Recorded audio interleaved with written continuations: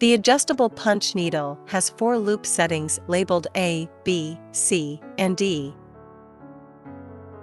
Simply adjust the needle length by twisting the handle end, with D being the shortest and A the longest.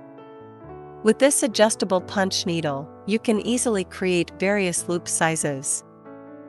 For beginners, we recommend starting with setting C. There are 2 ways to thread a punch needle. Take your threader and insert it into the end of the punch needle from the needle point like this, pushing it all the way through the barrel until it comes out on the opposite end. Take the end of your yarn and insert it through the wire loop.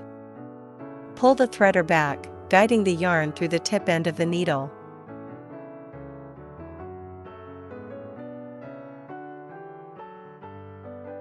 Insert the wire threader through the needle eye from the back.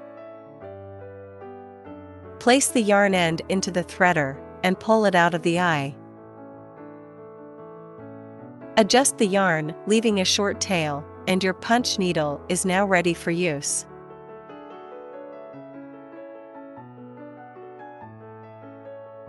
Insert the wire threader into the open end of the punch needle from the back of the eye.